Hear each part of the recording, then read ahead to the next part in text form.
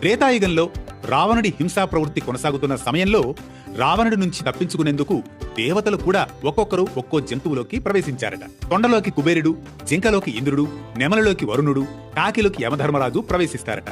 కొంతకాలానికి రావణుడి నుంచి విముక్తి లభించాక తర్వాత ఆయా జంతువుల శరీరాల్లో నుంచి బయటకు వచ్చిన దేవతలు వాటి ఆశ్రయానికి కృతజ్ఞతగా వరమిస్తారట. జింకకు ఒళ్లంతా కళ్ళున్నట్లు అందంగా ఉండే వరం ఇచ్చాడట ఇంద్రుడు. అందుకే ఒళ్లంతా కళ్ళున్నట్లు కనిపిస్తుంది జింక. వర్షం పడే సమయంలో ఆనందంతో పురివిప్పి అందంగా ఆడేలా నెమలికి పింఛం ఇచ్చాడట వరుణుడు. కాకికి మరణం ఉండదని, బలవంతంగా మాత్రమే తనకు తానుగా మరణించవచ్చునని వరమిచ్చాడట యముడు. అంతేగాక యమలోకంలో నరకం అనుభవించే వారిలో కాకులు ఎవరి పిండమైతే తింటాయో వారికి ఈ నరక బాధల నుంచి విముక్తి కలుగుతుందని చెప్పాడట. అప్పటి నుంచి పిండాలను కాకులకు పెట్టడం ఆనవాయితీగా వస్తోంది. రామాయణం ప్రకారం రాముడు ఒక భక్తుడికి ఓ వరమిస్తాడట. భక్త, నీ పూర్వీకులు కాకి రూపంలో విహరిస్తూ ఉంటారు. కాకులకు నైవేద్యం సమర్పించడం ద్వారా అది నీ పూర్వీకులకు తప్పక చేరుతుంది అని. రాముడి ఆ వరం ప్రకారమే నేటికి కాకులకు ఆహారం పెట్టే సంప్రదాయం కొనసాగుతున్న విషయం తెలిసిందే.